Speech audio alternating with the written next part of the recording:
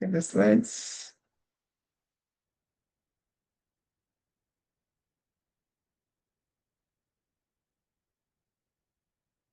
Right.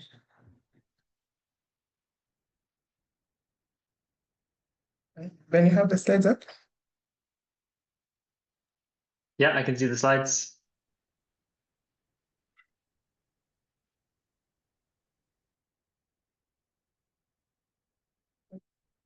Welcome, everyone. We'll allow more people to join us before we can start, maybe a minute or two.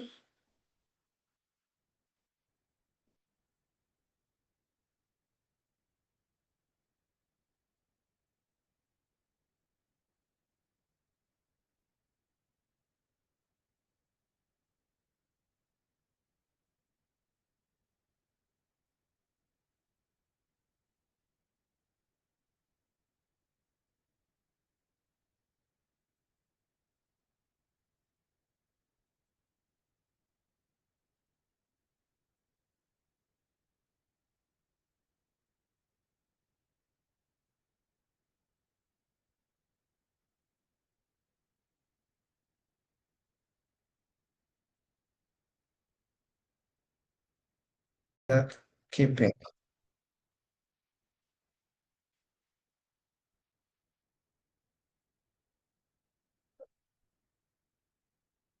So just to give a brief overview of the aim of today's webinar session. So this is part of the program under the Transforming Energy Access program, which is the Transforming Energy Access Technical Facility. And this is the Transforming Energy Access program is a research and innovation platform that is aimed at supporting technologies, business models, piloting, and also skills, testing skills that are needed to enable an inclusive energy transition. And the T program works through a diverse network of partners, partner organizations to deliver its mandate in accelerating innovation, scaling clean cooking energy access, and also building local capacities across Africa, South Asia, and also the Indo-Pacific. So one of the projects under the TEAM platform is the technical assistance component of the local partnership inclusion project, which identified the need for technical support to help local companies, locally led organizations scale their operations and advance innovation towards achieving sustainable development goal 7. And the technical assistance for proposal writing is crucial because we know that locally led organizations need to enhance their capacity to access funding, which is a critical barrier in terms of enabling them scale their operations to generate, even to have more impact within their areas of operation. And therefore, this is basically aimed at supporting them develop their skills in proposal writing, supporting them through the pre-application process. So we know that many grassroots organizations have deep understanding of they have deep contextual knowledge and innovative ideas, but they often lack the technical skills that is required to develop competitive proposals that meet donor requirements. So this tailored support in areas such as problem diagnosis, development of the logical frameworks, budgeting skills, and aligning the proposals with the donor priorities enables these locally led organizations to articulate their value effectively and by presenting high quality proposal.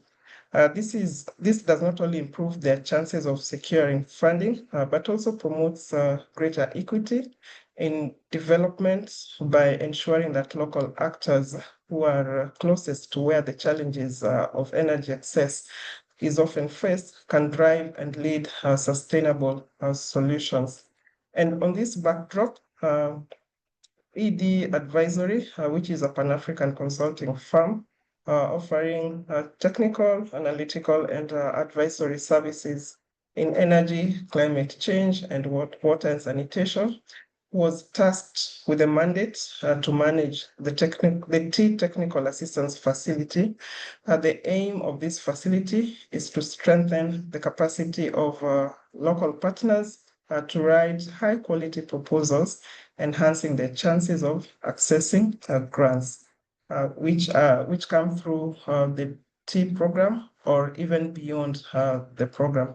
So currently, the T Technical Assistance Facility is designed to support local partners through tailored approaches to put in their applications to T open calls during the open call window, which varies from call to call. Some last between 5 weeks, others go even up to 8 weeks, so depending on the nature of the call. And this we do by providing the necessary pre-application proposal development support, such as preparing them to submit their grant applications, ensuring that they're able to tailor their proposals, they're able to develop problem statements that help them articulate the problems they want and present the need the need that they want to fill in the proposed with the proposed project. And we also support them by preparing them for due diligence, which is basically to ensure that they comply with the specific requirements, because again, this varies from grant to grant, and we understand that due diligence process can sometimes be complex as it varies from grantor to grantor, and therefore the complexity level will varies. And therefore, this involves as preparing them, ensuring that they have the required documentation, they're able to have the documentation that is required ready, for instance, where the policy documents are needed, ensuring that they prepare them so that by the time they're submitting their proposals, then they have all the essential requirements in place to submit a complete proposal that is ready for review by the grant maker. And also support them with development of templates for those who may not have them in place. For instance, proposal templates, reporting templates for some of those granting grant makers who may not have uploaded specific templates that they want applicants to use during the application process. And by providing these skills, we believe that these skills will be utilized not only just for the T open calls, but even beyond this program. So currently through this program, we have been able to support 17 local organizations through three T open calls. And for one to be eligible for this program, they have to be organizations, businesses, entities, and enterprises that are within the clean energy access sector. And the qualifications for this would be geographically, this would be in sub-Saharan African countries, excluding South Africa. But again, depending on the call, some calls may be specific to some specific countries within the sub-Saharan continent. The other geographical scope is the Southeast Asia, Bangladesh, Indonesia, Pakistan, Philippines, and Vietnam, and the Indo-Pacific, including Fiji, Papua New Guinea, Samoa, Solomon Islands, and Vanuatu. So in terms of the structure, so like I mentioned before, the T Technical Assistance Facility is delivered by ED Advisory. And just to mention that this is funded by the UK aid from the UK government via the Transforming Energy Access platform. But just as a disclaimer, that the views expressed in this webinar are those of ED and do not necessarily reflect the UK government's official policies. So in terms of the content that we have for you today, so we'll basically be aiming at helping participants on how to navigate the grant application process, and hoping that by the end of this 1 hour you'll have been able to get some insights on how to identify opportunities and plan for the grant application timelines, and also some of the elements for you to be able to put in a winning application, and how we make and leverage collaborations, because again, sometimes we don't have the skill set within ourselves, but how then do we make those collaborations with other organizations, with other people, so that we're able to put in a stronger proposal and demonstrate team capabilities. And also, how do we communicate? Because communication is quite important. How do you express? How do we put forward requests? How do we put forward our reports? So just the whole landscape of communication. And finally, look at some of the common hurdles in grant application process. And at this juncture, I want to invite our speaker, who is Dr. Ben Robinson. It is a great pleasure indeed and honor to have him on board to take us through this series of webinar, the second series. And Ben's work centers on action-oriented and policy-driven projects within the humanitarian and broader international development energy access sector. So he has quite a lot of experience. He has worked with a number of organizations. Some of them include the UN agencies, big international organizations, locally led enterprises, and grassroots organizations to champion disruptive socio-technological innovations, ecosystems to enable forcibly displaced populations and other low-income communities to become agents of change, therefore enabling them to take charge of their own energy futures and shape their narratives in terms of energy access. At this point, allow me welcome Dr. Ben Robinson, who will take us through the next session in the next 30 or so minutes. Welcome, Ben. But just before Ben comes in, I'd just like to point out that feel free to post in your questions in the Q&A section. And if you have specific comments on any slide that we'll be sharing, also feel free to mention it, and we'll be keen to address them. And at the end of the session, we'll have some time also to answer the questions that you will have posted on the chat. Over to you, Dr. Ben. Welcome.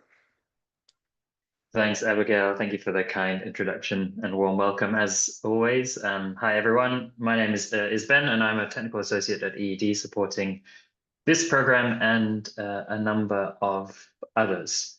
And so in the next 30-ish minutes, I'm going to run through a series of slides around navigating the grant application process. And as has been mentioned before, this is all in the context of the SE4O Powering Healthcare call. And at various opportunities, we'll try and tie in our slides to the call so that we can give real examples of the situations we're talking about. One additional note to build on what Abigail said, we're always looking to improve our processes and our training packets. So if you feel like something's been missed today, please reach out to us. Ask us a question about it at the end, send us an email. We are ultimately here to make your lives easier. And so we'll try and do that any way in which we can. So on to the first section. So before you navigate any grant process, it's critically important to identify the key opportunities and what timelines you need to keep so that these opportunities can be realized. Next slide, please. And so there are several strategies that you can use to identify current funding opportunities.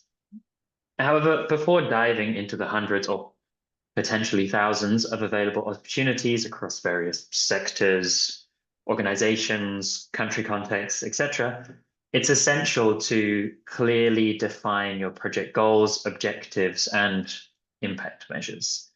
Doing this will help you narrow your search and focus on only the most relevant and suitable opportunities. I mean, it's really important to be precise. ultimately, the idea is to make a quick yes/no decision in the early process when assessing a grant opportunity so that you don't miss out on others in the future. And so with that in mind, we've outlined 3 key processes that can help you identify grant opportunities effectively.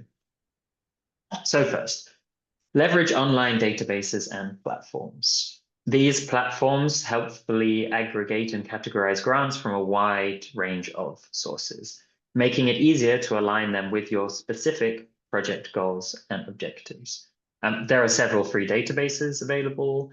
We've listed a few on the screen here, such as the Global Innovation Fund, Africa Enterprise Challenge Fund, Innovate UK's Energy Catalyst, SE for All, as well as those provided by other key partners, as we talked about in the beginning. So there are also paid databases like Development Aid, although whilst I say these platforms simply aggregate and categorize grants, they can be quite complex and time-consuming to navigate. And so a simple action you can do is to set up a Google Alerts using keywords like clean energy grants in Zambia to receive real-time updates. And these alerts typically pull information from public databases and data sources, helping you stay informed without going through that slightly laborious and heavy lifting task of running through those platforms on a regular basis. And so second, focus on networking and collaboration. We'll touch in more detail on collaboration later in the session, but for now, it's worth noting that social media, webinars, podcasts, and other online forums are great tools to connect with peers and potential partners. Of course, networking doesn't have to be all limited to the online space. Attending relevant in-person workshops, conferences, or events is a powerful way to build relationships with potential funders and collaborators, often much more effectively than through digital means. The best collaborations that I've ever developed have been the ones that have happened face to face. And so there are many energy-focused networks and organizations that can help you fast-track this process. A simple way to get started is by attending, say, free or low-cost webinars and online meetups. This ultimately increases your visibility and helps you identify which in-person events are worth investing in to build meaningful connections. And so third and finally, and I think this is something that organizations often overlook, review other successful grant applications where available. It can be incredibly helpful in understanding funder expectations, evaluation criteria, best practices, and effective strategies used by others. And linking to my simple action here, if specific proposals aren't publicly accessible, reach out to the previous grant recipients. Many successful grantees are listed on the funding platform websites. Ask them about their strategies.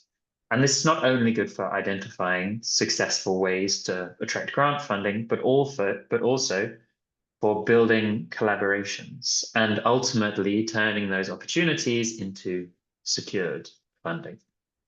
Next slide, please. One thing that a number of successful grant applicants constantly emphasize is the importance of having enough time within their organization to conceptualize and develop a complete grant application. It's absolutely critical to both understand the importance of planning timelines and then schedule the proposal development activities so that the proposal is obviously submitted before the deadline. And so you ask, okay, cool, but why are planning deadlines important? Well, first, it ensures that you don't miss deadlines, ensures that you don't miss out. Second, it ensures that within your own teams, it's important that everyone is aligned on the tasks that need to be done and their respective deadlines.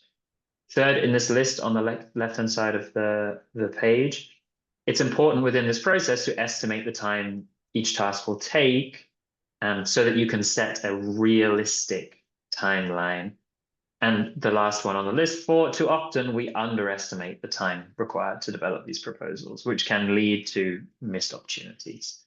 In particular, and this is from my own personal experience, we really tend to overlook the time needed for thinking and conceptualizing. How often have we all said, it's only 4 pages, we can do that quickly, it'll be fine. But Often that's a costly and common mistake in this process. Conceptualization and writing takes time. So how do you ensure that the deadlines are met? First, start by planning timelines early. This includes identifying the team involved in developing the proposal and clarifying their roles. For example, who's preparing methodology, compiling profiles, drafting the budget, and so on and so on. Second, it's important to hold regular meetings to keep everyone updated as the ideas evolve. Often, as we all know, the final proposal looks quite different from the initial concept. So aligning expectations within the teams is essential, especially when we're working on innovative project ideas.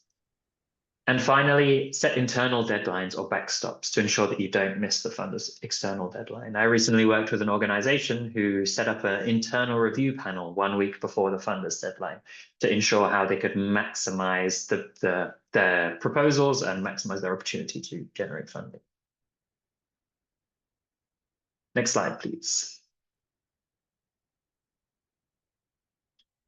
And so now we're starting to talk about strategies that are all about crafting a winning application.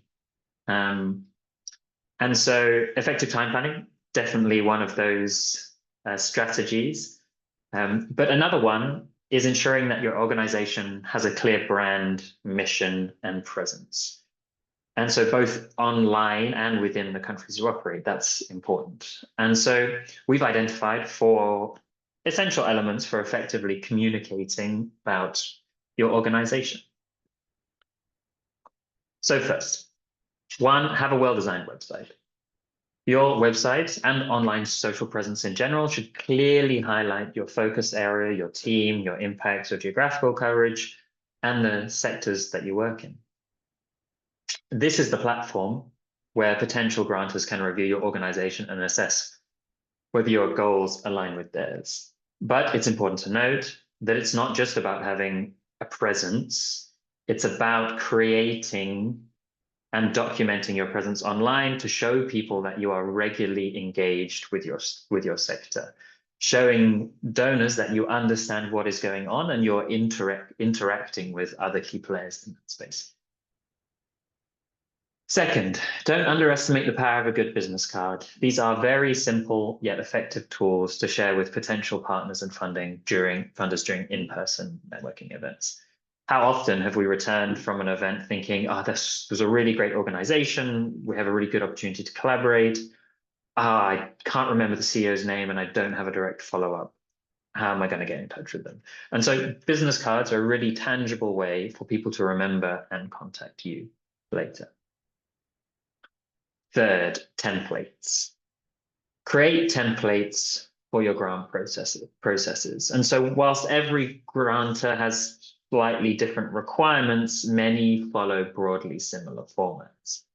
Having well-designed, ready-to-use templates for proposals and reports helps you stand out and enables you to quickly respond professionally. Definitely keep in mind that some funders provide stricter templates that you'll need to use. For example, in the SE for All Powering Healthcare Fund, they have their own template. But having your own templates prepared in advance is a major asset, as it means that you're thinking about projects in a way which speaks to funders in general.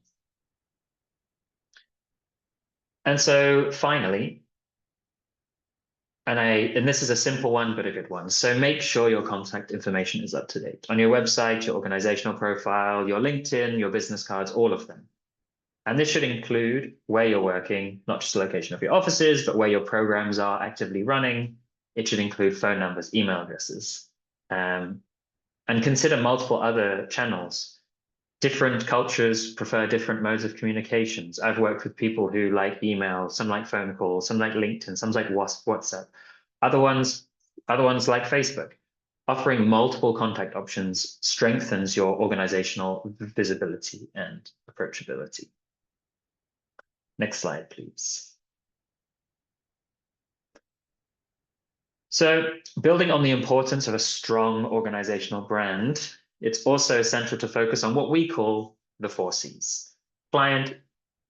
Call, client, competition, and capacity.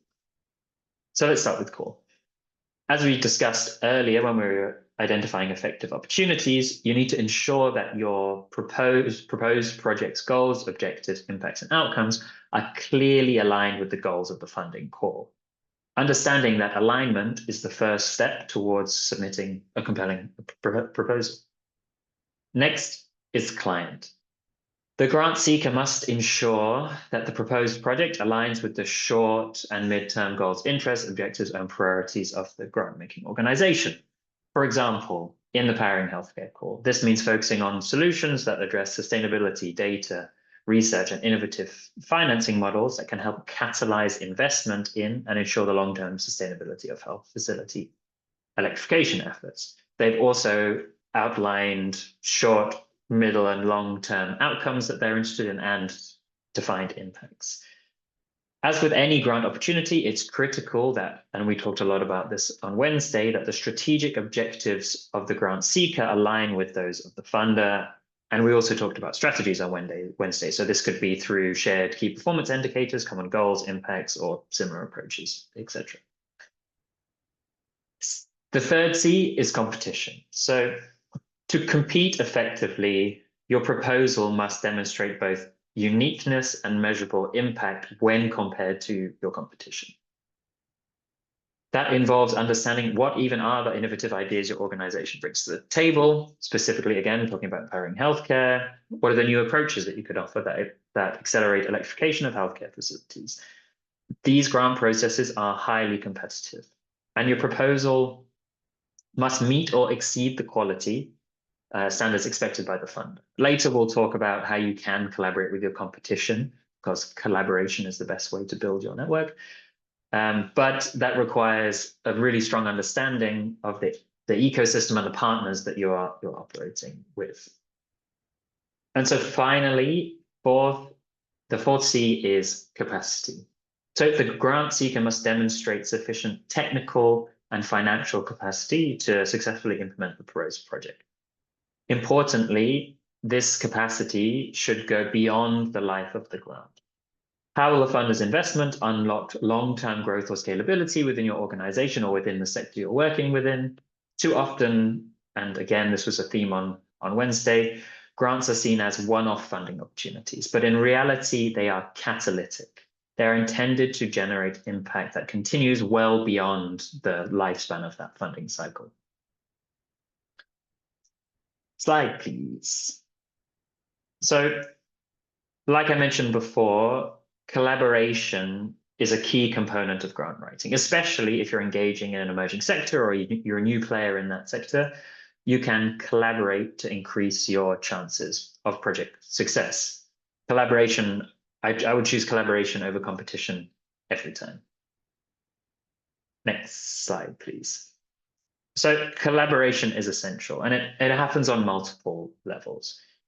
It enhances our understanding of needs. We've all heard the phrase, strength lies in diverse voices. Well, collaboration brings together varied perspectives, which leads to more accurate and comprehensive descriptions of the problem being addressed. This deeper insight into real-world needs ultimately builds credibility and unlocks new and innovative ways of solving project needs. And so when you connect directly with the true needs through strong relationships and networks, you demonstrate your project's real potential for successful implementation. But beyond improving understanding and building credibility, collaboration also maximizes resources. It allows organizations to pool their strengths to fit like puzzle pieces together, making efforts more efficient and cost-effective. Of course, coordination requires effort, but it's well worth it.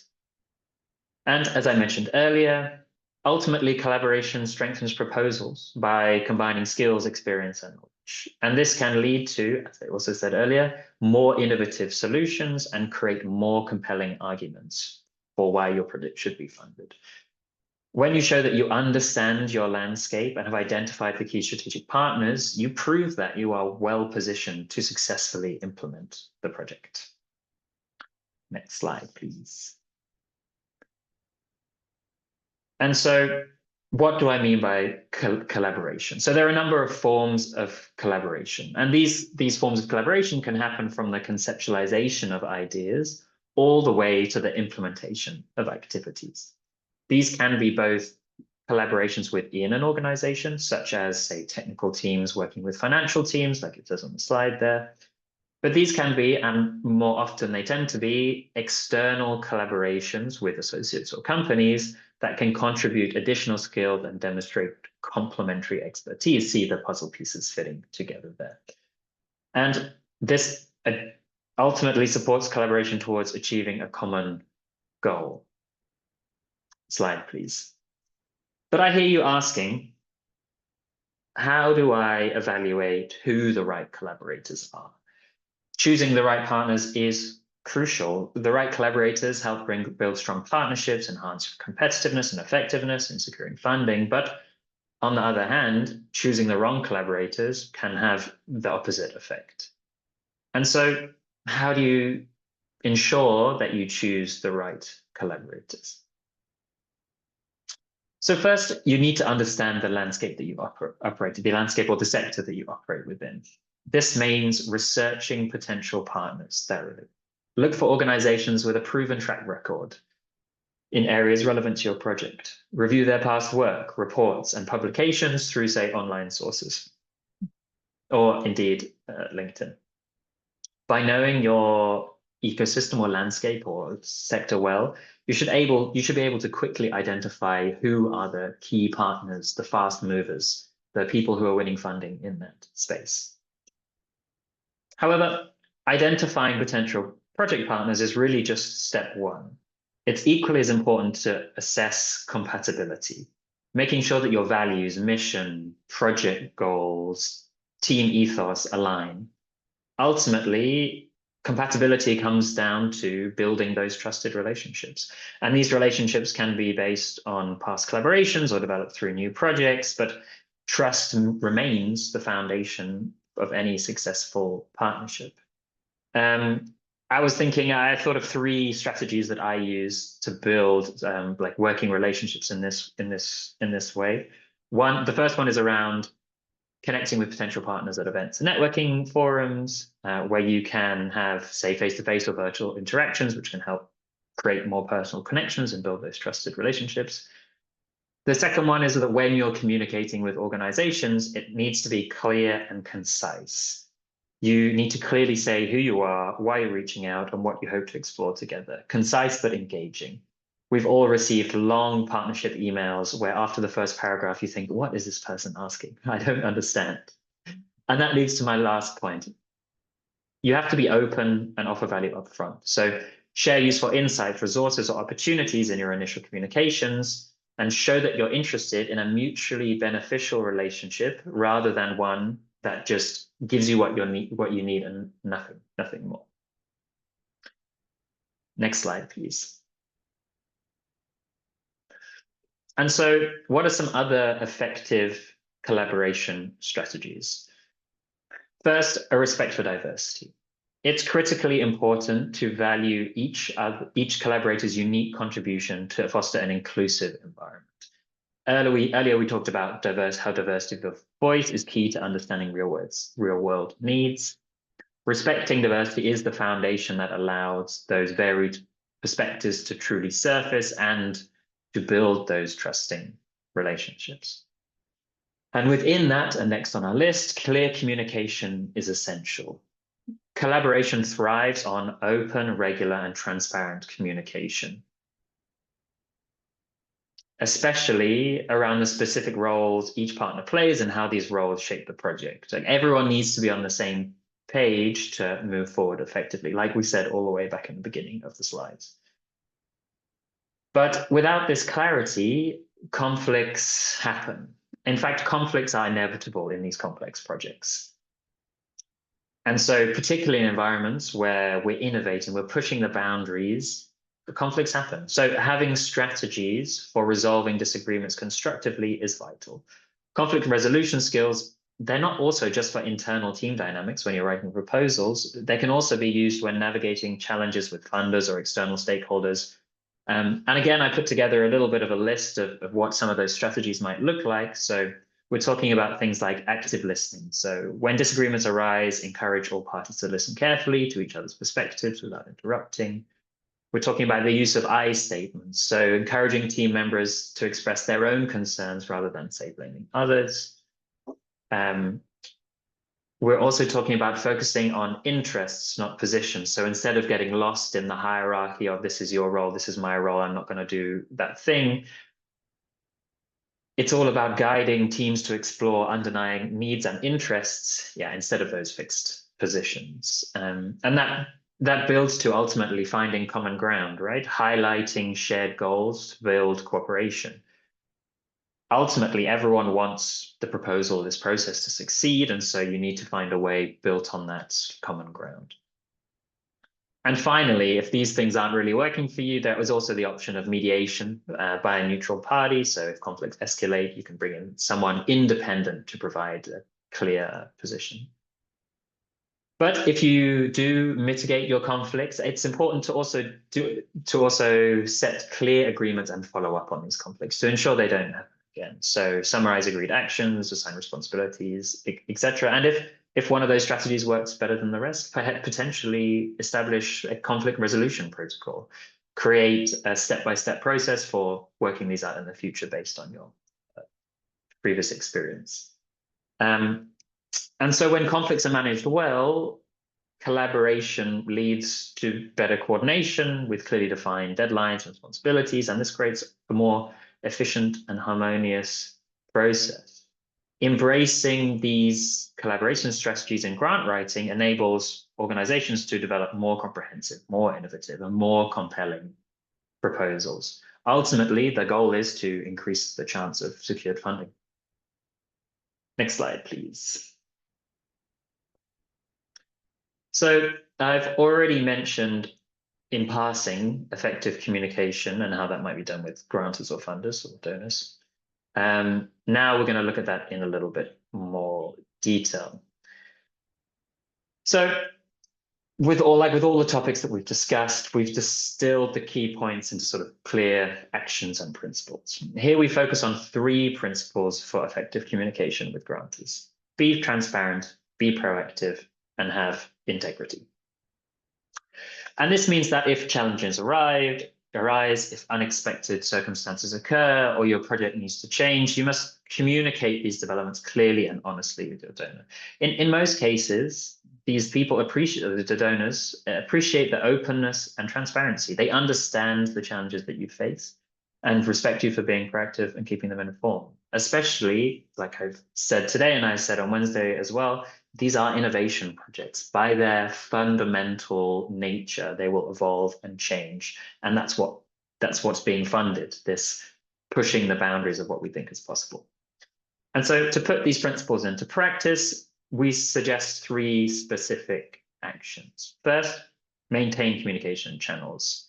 Communication is key. Use the communication platforms preferred by your donor or grantor to deliver key project updates.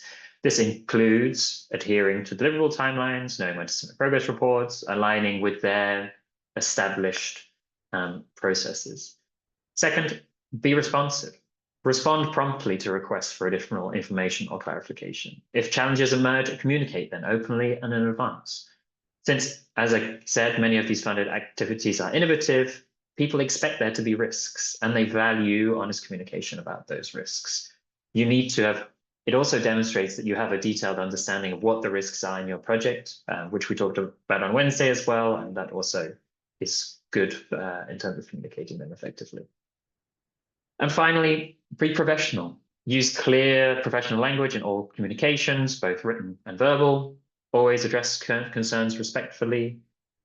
As we discussed earlier when talking about collaborators, building trust is key, and this is absolutely true for relationships with grantors or donors as well. Next slide, please. And so on to the last section before I hand over again back to Abigail to talk about the technical assistance program and our activities timeline. Our final section will focus on wrapping up some of the common hurdles in the application process and a few mitigating activities. Next slide, please. So let's talk about some common challenges encountered during the grant application process. We've already discussed the importance of planning timelines and finding grants that align with your project goals. So the first challenge is limited capacity when you find those goals, when you find those grants that match with you. And potentially there's a lack of experience and knowledge that results in less strong proposals, therefore not a successful application rate. And so a mitigation to this is asking the donor or the funder clarifying questions during the application process to understand, say, how binding that lack of capacity would be. And you can also consider, as we've talked about again, collaboration, so you can be those puzzle pieces that fit together to bring the skills that are needed to the project. Our second challenge is that the project proposals have a lack of a robust monitoring of an evaluation framework. And this can make it difficult to demonstrate to funders that you can successfully execute the project or the program. As we talked about with the 4 Cs, remember client, competition, core, capacity in a different order. Those are the 4 Cs. It's crucial to review the funder's impact reports. And these can provide valuable insights into the level of detail expected when presenting your project's impact, as you can see in the mitigating factor on the right. It's key to align your, say, monitoring evaluation framework with the strategic goals of the funder. Next, we also recognize there is significant complexity in the application process, whether it's demonstrating technical viability, financial capacity, or meeting eligibility criteria, such as, say, things like fund matching requirements. These can limit the eligibility of small and local organizations. However, as it says on the right, because you've done your research, you can clearly articulate what the funder is looking for in terms of value for money. And when it comes to matching funds, you can demonstrate contributions, whether in kind or otherwise, that fulfill those requirements. And finally, and this is something we haven't mentioned yet, but it's very important, especially as Abigail is about to talk about the T support and timeline. I think we all understand in our space that established organizations often have an advantage in grant processes. Those with a proven track record, previous grant wins, and easily accessible information tend to be prioritized. And this can crowd out smaller or less established organizations. And in the case of the Powering Healthcare Call, there are specifically eligibility criteria designed to open funding opportunities to small organizations. And as we said at the beginning, and as Abigail's about to talk through, we are also providing technical training to help these small organizations engage successfully in these processes. And on that note, that's everything from me. I will hand back over to Abigail. Thanks, everyone. Yeah, thanks, Dr. Ben, for those insights on how, as locally led organizations, we can be able to navigate the whole process, because we understand it's complex, it's intertwined between communication, timelines, deadlines, collaborations, and just knowing what we need prior to submitting a very good proposal. And so this takes me to my next slide, which introduces the technical assistance facility timelines and the activities that we have lined in there. So currently we have the applications going on for local organizations to apply to the technical assistance facility. And this will basically be aligned to the submission of proposals to the Powering Healthcare Innovation Fund Open Call. Just like I mentioned in the introduction, the current program as it is structured is providing technical assistance to only those who are applying to open calls. But like I mentioned, the skills then acquired will be able to help them even later on. So I'd encourage you to visit the SC for All website to be able to get, for those who intend to apply, to be able to get the full details of the application, and also apply to the technical assistance facility if you're eligible to apply. And this application closes on the 3rd of August. So on Sunday, that is, we'll be closing up the applications, after which we'll review, and the week beginning 11th, we'll kick off the technical assistance sessions with those who have been selected.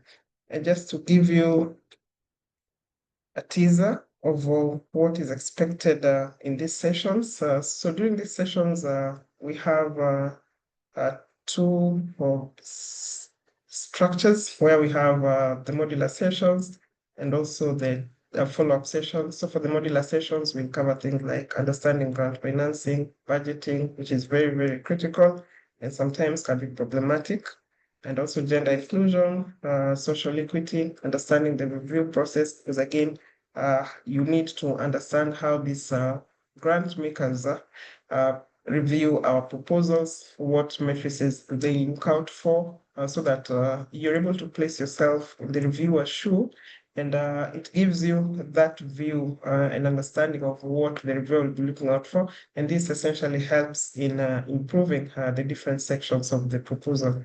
And also the post-award grant management, because again, it doesn't stop at getting the grant, but how do we manage, how do we report, how do we, and this scales back to how then we build our profiles, because if we don't manage the grants well, then it means we are not able to build our profiles for future granting opportunities.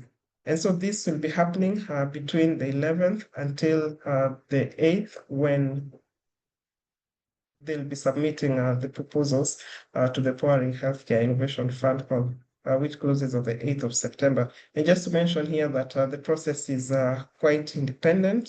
So the Powering Healthcare Innovation Fund Call and SFO don't know who we will be offering the technical assistance to.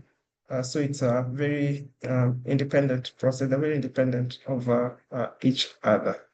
So I'd encourage you to visit the SE4 website, check out the eligibility criteria, and know what exactly they're looking for, because for the current call, they're very specific on the geographical scope, which I mentioned earlier, that some grant makers, as much as the TEAM program is within the sub-Saharan African continent, sometimes they would want to focus on specific countries. So like for this one, they're focusing on the DRC, they have Ghana, they have Kenya on board, Madagascar, Malawi, Mozambique, Nigeria, Rwanda, Sierra Leone, Tanzania, Uganda, and Zambia. So those are the countries that they'll be receiving applications from. And yeah, thank you so much for joining. I give this chance to Ben to tackle any questions that have been posted in the chat. Yeah, there are a couple of questions. One is around sharing the technical and financial proposal templates. You can find them on the website for the call, which I can post in the chat to everyone right now. We also have a couple of questions online around when the recording will be available. It'll be in a few weeks and uploaded to the Transforming Energy Access website, where you can access it there. There's also a question from Peter. I like the point on collaboration. Are you saying that in our grant writing, we should indicate various organizations or individuals we're working with on the project? How relevant is this to the project? What if I want to go alone? Will it limit my success rate? Great question. So with all of these things, I would start with the proposal documentation from SE4All. Understand within the eligibility criteria where if you have all those skills or if you're missing skills, and then identify organizations that match the skills that you don't currently have. So no, it won't hurt your chances if you apply alone, if you fit all of the eligibility criteria. And it may make your proposal stronger if you apply with another organization. I always like to apply to grant processes with organizations that are more established than myself, so then I can learn from them and grow my portfolio of projects. So that is a good strategy. Are there any other questions? Any other Any other things you would like us to answer?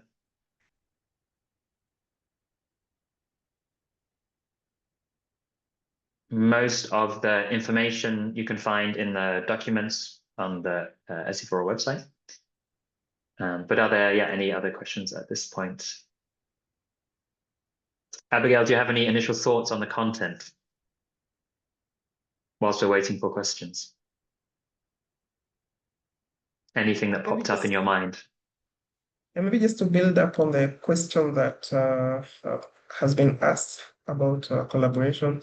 So this, you tackle it from a point of, I call it a self-reflection, where you do like an internal assessment and check, are we able to do this on our own? What skills do we miss? And for instance, if we have listed capabilities that are required, do we have them internally? So if we don't have them, do we have people within our networks that we can outsource to form collaborations with? So this, it would be another firm, it would be another organization, or even individuals who have the required skill set that would then help build your team or your organization in a way that it presents a stronger team because again, it is a strong competition and you want as much as possible to be as competitive as possible against every other applicant, because just imagine there's so many other applicants who will be putting in their proposal. So what is it that will give you an edge against those other applicants will be applying? Both give you an edge and extend your impact, right? That's what the funders are really interested in, how you can maximize the value for money from the grant. And collaboration is a good way of being able to do that. Exactly. And I'm not sure if there's a question online, but maybe just to build up on issues of building our profiles and visibility. Yeah. I know this Ben mentioned, and how are we visible? Are we able to demonstrate our impacts? So, like the website, how active are we on LinkedIn? If somebody searches as app, what profile have we built? Are we able to demonstrate the kind of projects we've done? That will then enable showcase our strengths, even in utilizing the funds that you're given or is awarded to you. And this goes again in developing your profile. So it's kind of like a cyclic process where you show your visibility. And again, once you're able to get the funds, are we able to document the impacts, be able to do our reporting in a way that is satisfactory and as required by the funder, so that you've had organizations that were blacklisted, they got the money, but got blacklisted in the end. How well are we able to report so that we build our profiles within the grant making space and even to attract funding from other sources, not just grant financing?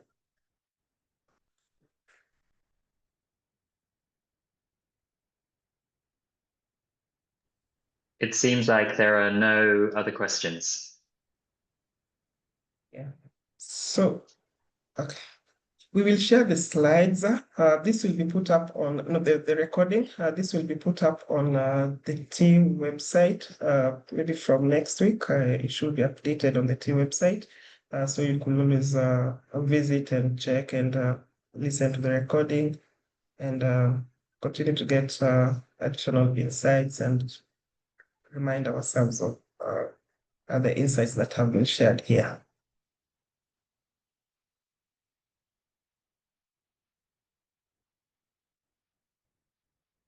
I see we still have some 4 minutes. Probably a question will come up.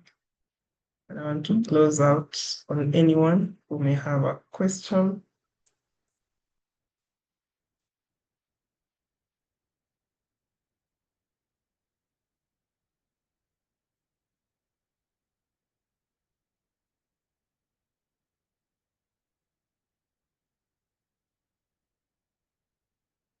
It seems there's none coming in. There's no hand raised. No questions posted in the chat. Okay, I want to take this remaining 2 minutes to just appreciate the team that was able to join from wherever you're joining from. And I hope the insights that have been provided will go a long way in helping you develop your proposals and submitting to different grant opportunities that show up. And just to appreciate the team that has put this together, appreciating Dr. Ben Robinson, who's been very instrumental in providing very useful insights, providing practical examples that can help us improve on our proposal development skills, and also my colleague Anne and Joyce in the background who have been part of this process. And also want to appreciate the Carbon Trust team, Dr. Harriet Bradshaw-Smith, Rifa Ninjab, who are from Carbon Trust, who have been our project team members from Carbon Trust. So thank you so much. And also Dr. Elizabeth Pascoala. So we really appreciate all your support and all the effort that has gone in putting this together. Thank you so much, and bye. Have a good rest of the day. Goodbye, everyone. Ciao.